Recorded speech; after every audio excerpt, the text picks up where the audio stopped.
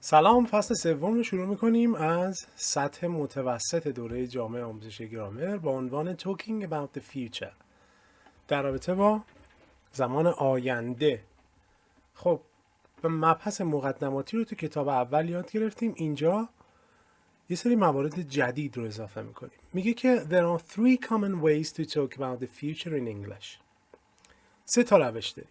Going to، استفاده از حال استمراری در معنی آینده، و will که حالا توضیحات اینا رو میریم داخل درس. این مثالا رو دیگه نمیخونم چون این بخش سامری و زیادی داریم بهش میپردازیم، به نظرم وقت اضافه میگیره. We use going to or the present progressive especially when the future has some present reality. در واقع ما بیشتر اینا رو برای تصمیماتی که گرفتیم استفاده میکنیم. یعنی شما وقتی تکلیفت روشنه میخوای یه کاری در آینده بکنی، از این دو حالت استفاده میکنی. اونجایی که تازه داری تصمیم میگیری will، در لحظه تصمیم گرفتی، موافقت کردی، قول دادی، رد کردی، درخواستی دادی، اینا رو با will میگیم. همینجایی که اینجا هست. مثلا there's a doorbell، یعنی یکی زنگ زد. I'll go یعنی همون لحظه من میرم بازش میکنم. Please write every week. Of course I will. داره قول میده. و باقی موارد. برای present simple هم یا simple present هم بهش میگیم timetable. یعنی وقتی یه چیزی تکلیفش روشنه در آینده استفاده میکنیم، و یا به عنوان بخشی از conditional sentence، یعنی یک جمله شرطی که این مبحثش بماند برای همون درس کندیشنال ها. البته کتاب اول اگر خونده باشید اینا رو میدونید. روش های دیگه ای که حالا اینجا معرفی شده. Other ways to talk about the future. Future progressive یعنی آینده استمراری داریم که will به اضافه ing میگه This time tomorrow I'll be lying on the beach. میبینید will هست، بعد فعل to be هست که در حالت be میاد فقط، و بعد فعل به صورت ing داره. be plus infinitive میگه the president is to visit Scotland in September، یعنی تایم تیبل اینجا مشخص کاملا از برنامه ریخته شده.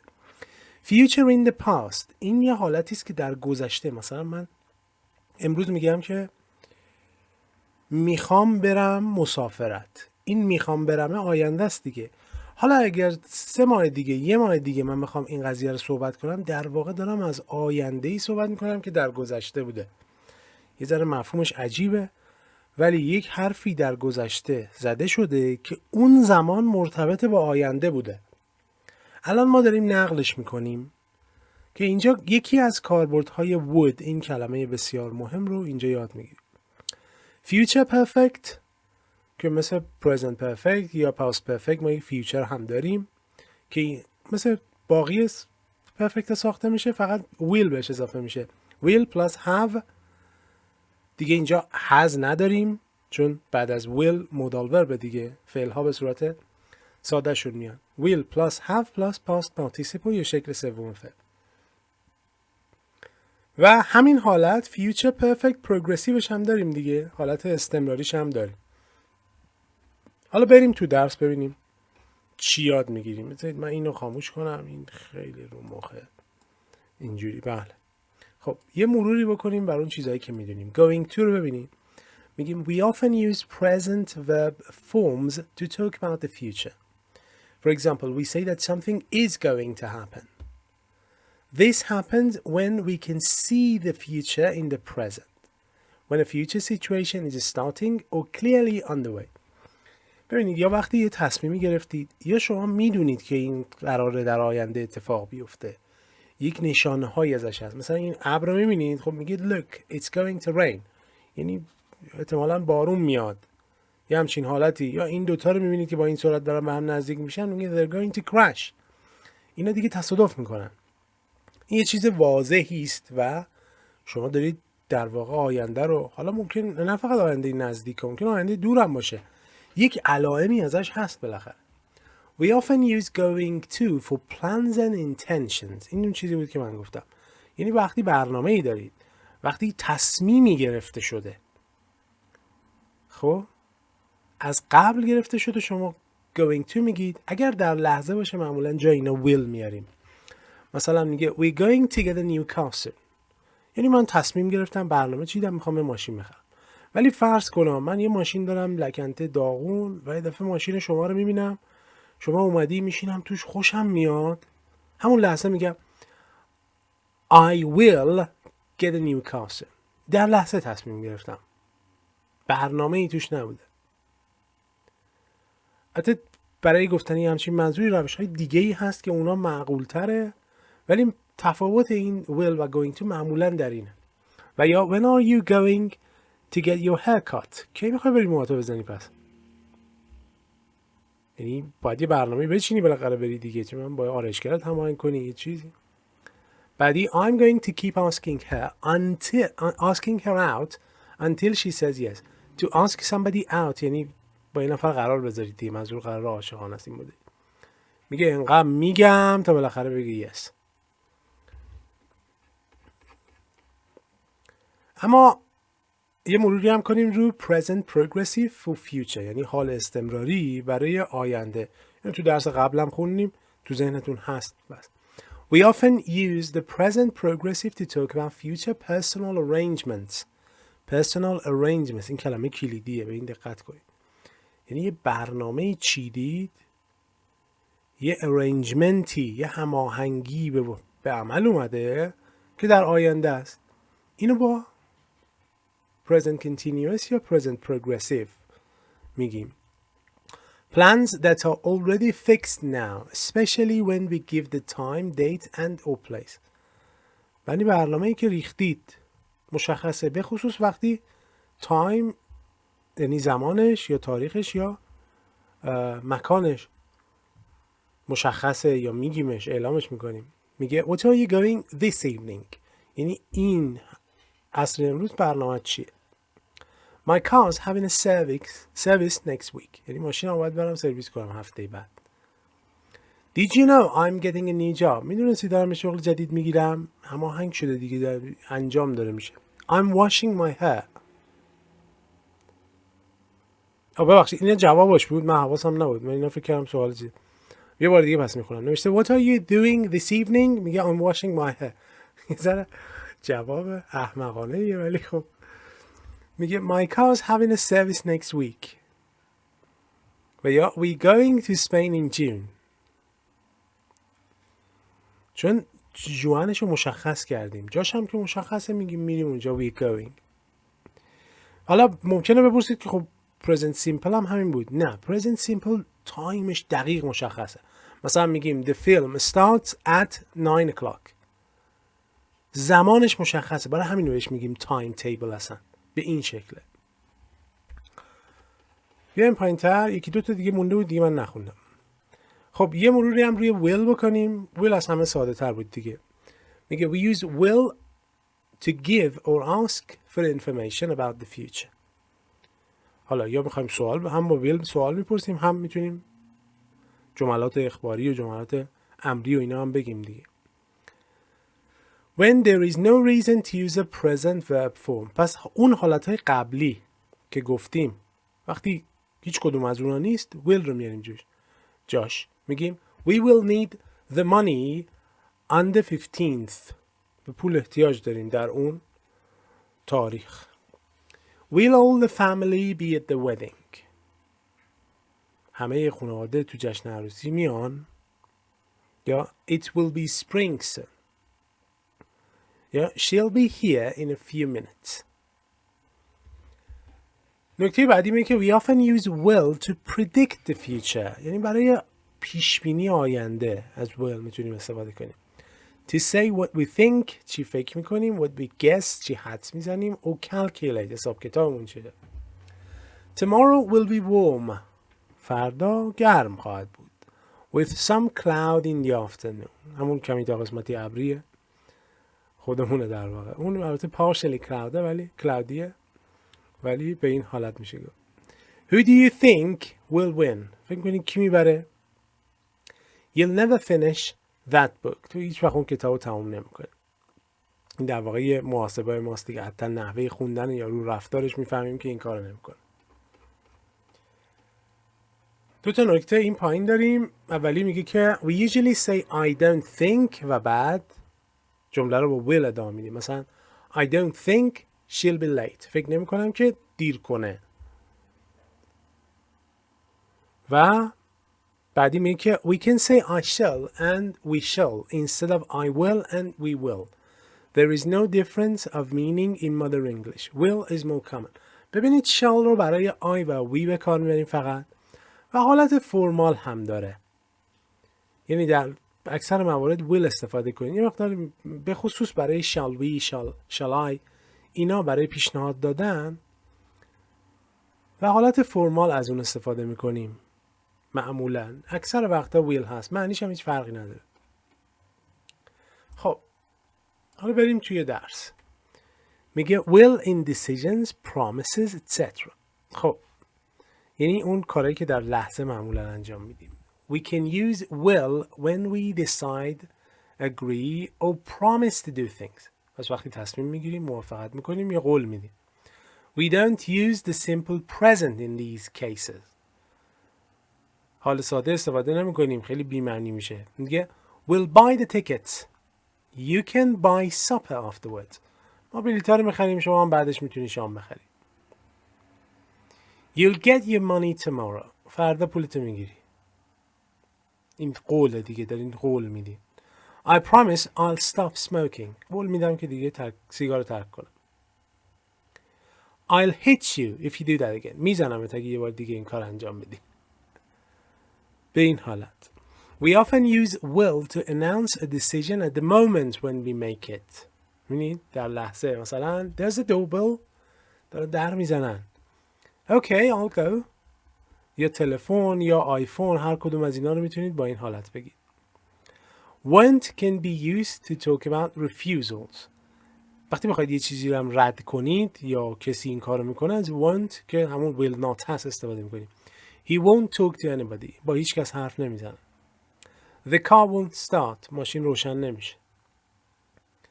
میبینید خیلیش ممکنه اون حالت آینده رو به ذهن، هرچند که آینده است، به ذهن متبادر نکنه، اما همچنان ما از will و won't به خصوص این کاربرد won't خیلی یه مقدار درکش ممکنه اوایل سخت باشه. حالا will you and would you. Will you can introduce instructions, orders and requests. وقتی میخوایم یه چیزی بخوایم، حالا یا instructionه یعنی راهنمای یک چیزی، دستور، درخواستیه، به یه نفر میگیم. مثلا میبینی یارو بلند نمیشه، میخوایم بریم یه جایی، برمیگردیم میگیم get move on, will you. یعنی بلند شو دیگه.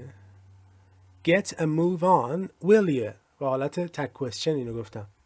بلند میشی بریم یا نه؟ منظور تکونی به خودت بده مثلا. یه همچین چیزی. Would you is softer and can be used to make requests more polite.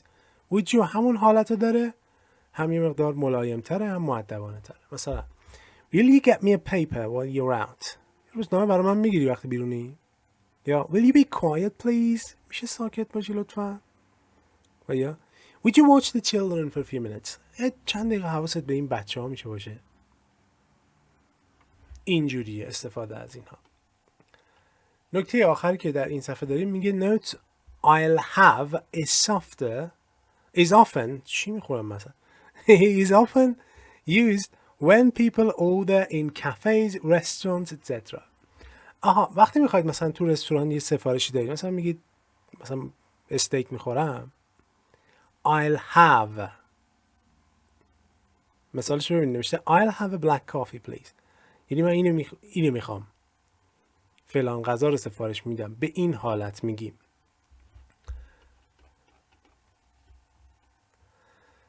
در این بخش میخوایم تفاوت اینا رو بفهمیم. وقتی میخوایم در مورد آینده صحبت کنیم، کجا از will، کجا going to و کجا present progressive رو استفاده کنیم. plans اولی میگه برای طرح و برنامه و نقشه و یه چیزی که بالاخره طرحش رو ریختید. Going to and the present progressive are often both possible when we talk about plans. پس از جفت اینا وقتی داریم در مورد یه برنامه‌ای صحبت میکنیم استفاده میکنیم. We use the present progressive mostly for fixed plans with a definite time and or place. وقتی یه چیزی تایمش مشخصه یا مکانش مشخصه از present progressive استفاده میکنیم. مثلا I'm going to see Anne sometime soon. برنامه مشخصه ولی تایمش مشخص نیست. میگم I'm going to. و یا I think John's going to study biology. فکر میکنم، یعنی اینجوری که به نظر میاد من فکر میکنم که این میره بیولوژی میخونه. اما اون میگه I'm meeting Pat at the theater at 8. پت رو ساعت 8 میبینم. و یا Sarah's starting university on September the 17th. میبینید زمان مشخصه و میگه این کار رو انجام میده. حالا ممکنه یه برات سوال بیاد که اونجایی گفتیم تایم تیبل present simple هم میشه برای اینا گفت. این نکته است که در کتاب بعدی یاد میگیریم.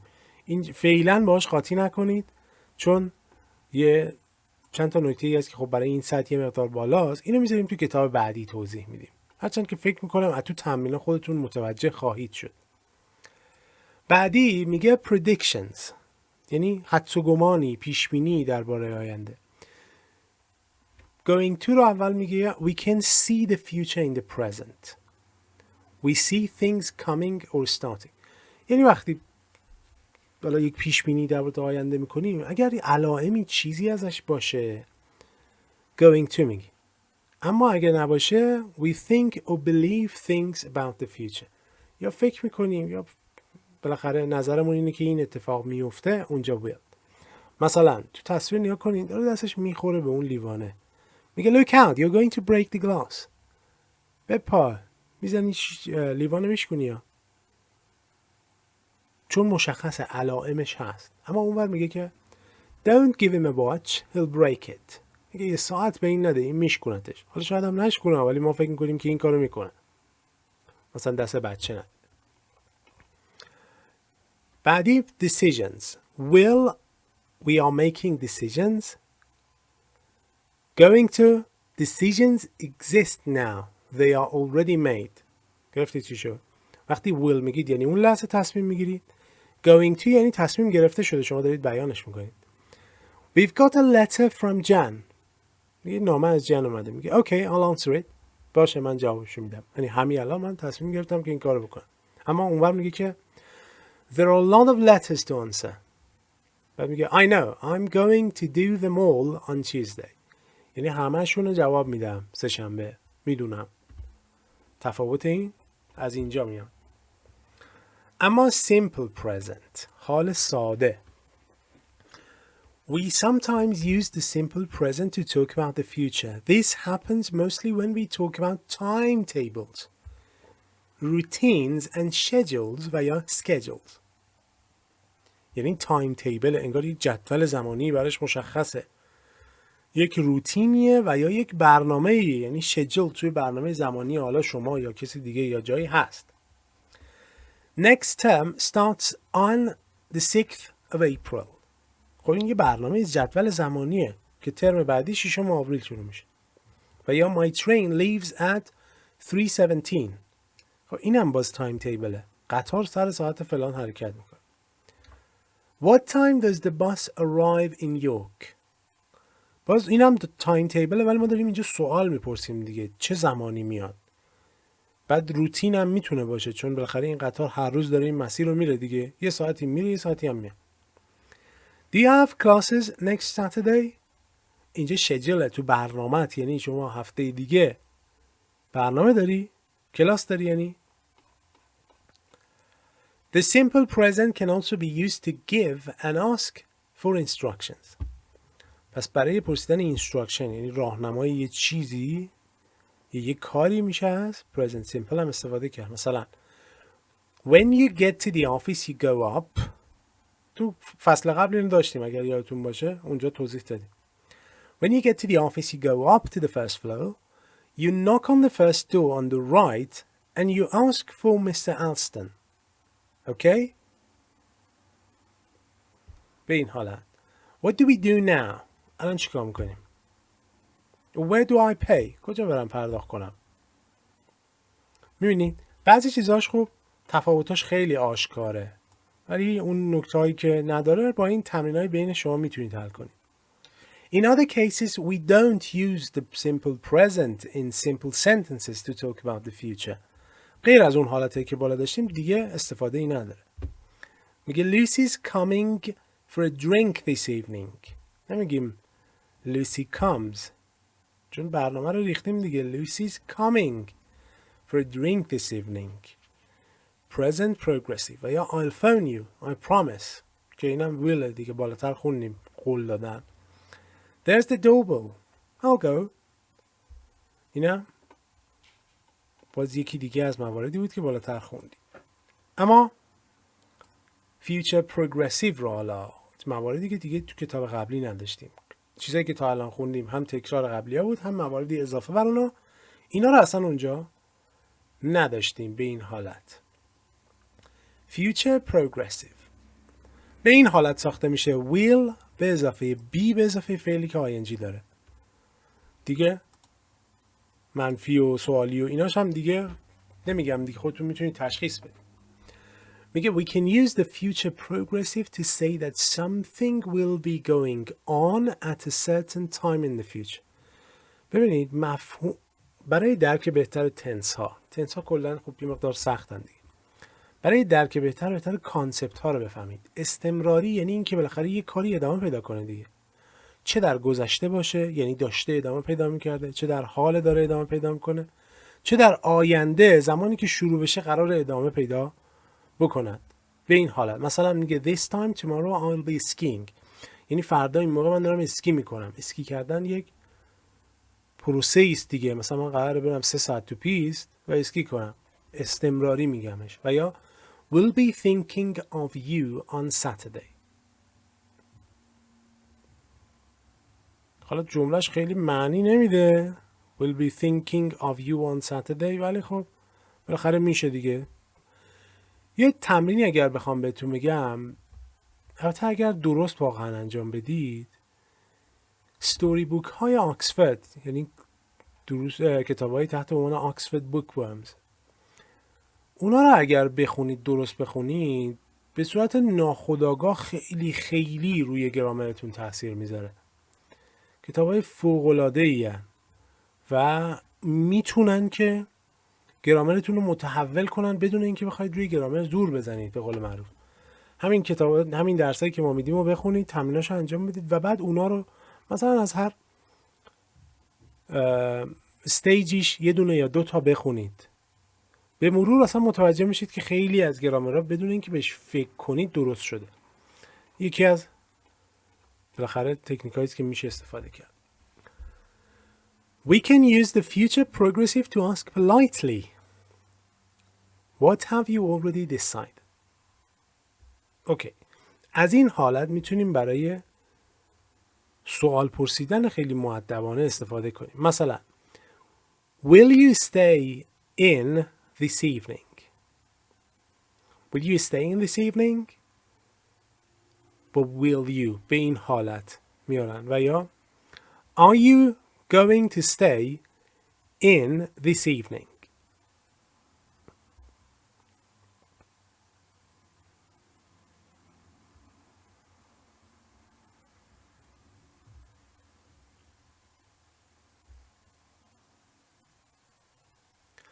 We can use the future progressive to ask politely. برای پرسشی که مؤدبانه است میشه از این حالت استفاده کرد. حالا بیاین یه مقایسه بکنیم اینجا. اولی با will میگه will you stay in this evening؟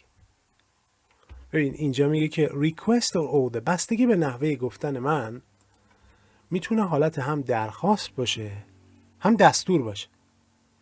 مثلا میگم که will you stay in this evening؟ طرف میخوام، میشه این کار رو بکنی، یعنی میشه بمونی خونه.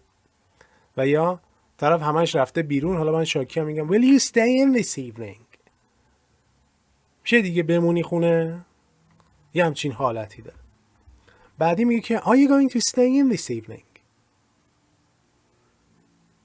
یعنی اینم باز بستگی به نحوه گفتن من، به لحن من، هم سوال داره، همین که یه جوری طرفو میتونیم بندازیم تو درواسی که میمونی دیگه ها، این شکلی یعنی. اما بعدی رو ببینید will you be staying in this evening؟ این دیگه شما دارید سوال میپرسید در اینکه آقا برنامه‌ت اینه که بمونی؟ will you be staying in this evening. فرقش با اون دوتای دیگه مشخصه و دقت کنید که لحن نقش مهمی رو ایفا میکنه توی این قضیه. اما be plus infinitive میگه we can talk about the future by saying that something is to happen. We often use this structure to talk about official plans and fixed personal arrangement. در واقع بیشتر به معنی اینه در شرفه است. مثلا میگه که the president is to visit Scotland in September. میگه نخست وزیر president رئیس جمهور در سپتامبر از اسکاتلند بازدید به عمل میاره. تو بعدی we are to get a pay rise. اینجا حالا تو اون اولیه معنی خیلی نمیشه ترجمه اون شکلی گفت، ولی تو اینجا میشه گفت که ما در شرف چی هستیم؟ یه افزایش حقوقیم. یعنی میخوایم این کار انجام بدیم. خیلی نزدیکه این چیزی که داریم میگیم. یا برنامهش ریخته شده، قطعیه. بعدی میگه I felt nervous because I was soon to leave home for the first time. I was soon to leave home. در شرف این بودم که خونه رو برای اولین بار ترک کنم. به این حالت. این پایین رو اگر ببینید خیلی خوب اینا رو توضیح داده. یه نکته اینجا داره میگه you are to و یا you are not to can be used to give orders. دستور دادن. میگه you to do your homework before you watch TV. لحنش مهمه. میگه شما باید، مثلا بی مادری به بچهش میگه تکالیف تو انجام میدی قبل از اینکه تلویزیون ببینی. She can get out but she's not to be back late. میتونه بره بیرون به شرطی که دیر نیاد. به شرط در واقع این شکلیه که اینجا یک بایدی داره. میتونه بره بیرون، باید تا دیر نشده برگرد. باز همونطور که گفتم لحن نقش مهمی رو ایفا میکنه. اما future in the past چیه؟ این نکته رو اینو خوب یاد بگیرید. این از اون مواردی است که با اینکه ساده است ولی چون یه ذره گنگه ممکنه که محل اشکال باشه برای بعضیا. میگه when we are talking about the past we often want to say that something was still in the future at that time. یعنی من دارم در مورد آینده، الان فرض کنید دارم در مورد آینده صحبت میکنم. حالا یه ماه بعد من بخوام این حرفمو دوباره بگم، میگم اون موقع داشتم در مورد آینده صحبت میکردم دیگه، درسته؟ این میشه future in the past. ادامهش میگه to express this idea we can use the past progressive. یعنی میتونیم گذشته استمراری به کار بریم، was going to بگیم و یا would که would همون گذشته will دیگه. الان من میخوام در مورد آینده بگم will میگم، گذشته میخوام آیندهشو بگم با would میگم. is going to هم که گذشتهش میشه was going to. میبینید be about to که اینی که این بالا خوندیم و یا to do این هم میشه was to. یعنی همه اونا فقط رفتن توی گذشته. میگه she was a little nervous because she was flying to America the next day. was flying یعنی این past progressive. الان present progressiveش خوندیم دیگه. این حالا گذشته است. آینده‌ای بودی که در گذشته اتفاق افتاد. بعدی میگه sorry I was going to tell you میخواستم بیام بهت بگم about Alice and Fred but I forgot. و یا I knew that man would be trouble. حساب کنید در حالا الان بگم من میگم I know that man will be trouble. میبینی؟ حالا ببرمش تو گذشته چی میشه؟ I knew that woman ببخشید این من نبود woman would be trouble. برای کسایی که احتمالاً تازگی ها ویدیوهای ما رو میبینن و میبینن من یه جایی اشتباه میکنم، دوستای قدیمی تر میبینن من یه مشکل دیسلکسیا دارم. دیسلکسیا این عدم توانایی خوندن صحیحه. من هم مثلا باید یک چیزی دستم باشه هر موقع که میخوام یه چیزی رو بخونم، یه مدادی چیزی باید بکشم زیرش وگرنه لاینا با هم تو چشم قاطی میشن. حالا کسایی که دیسلکسیا دارن میفهمن این مشکله، ولی خلاصه دیگه شما به بزرگی خودتون ببخشید. بعدی they showed me the room where I was to sleep. where I was to sleep. این همینی بود که الان این بالا خوندیم اینجا، ولی در گذشته. اتاقی که قرار بود من توش بخوابم و به نشون دادن. My heart sank. یعنی دلم رفت براش دیگه، به قول معروف. بیایم future perfect. خب همون جوری که present perfect خوندیم، همون جوری که past perfect خوندیم و continuousش که تو حالا جلوتر میخونیم، یعنی استمراریش، اینم همون کارو میکنه. فقط ساختنش چجوریه؟ will به اضافه have نداریم اینجا دیگه، چون گفتم will مودال وربه و بعدش ما دیگه فعل رو از حالت ساده تغییر نمیدیم. will have داریم به اضافه شکل سوم فعل، مثبت و منفی و سوالیش هم که اینجا هست. هیچی، بریم جلو. میگه we can use the future perfect to say that something will have been completed by a certain time in the future.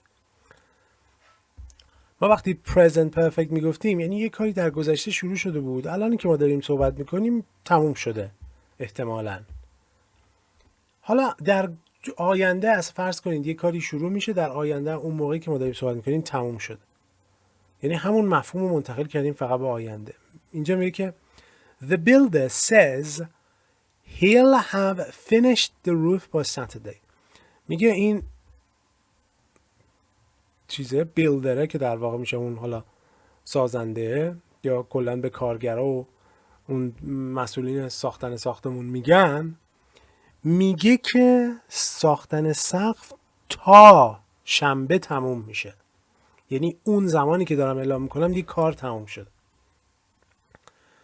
The car will soon have done 100,000 miles. یعنی یه چند وقت دیگه کیلومتر شمارش دیگه 100,000 تا مایل رو نشون میده. انقدر رفته که انقدر تکمیل شده. منظور We can use the future perfect progressive to say how long something will have continued by a certain time.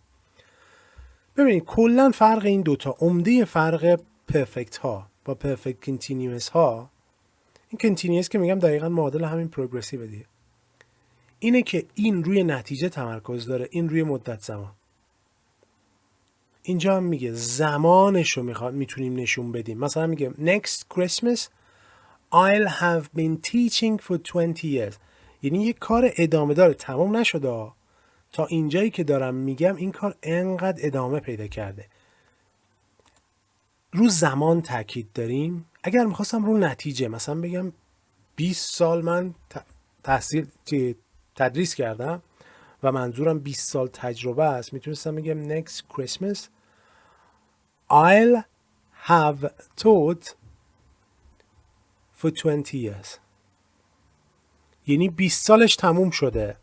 اما هدف من نشون دادن زمان نیست، هدف من نشون دادن اون نتیجه است، اون 20 سالی که کار کردم برام مهمه. تفاوت این دوتا در این هست.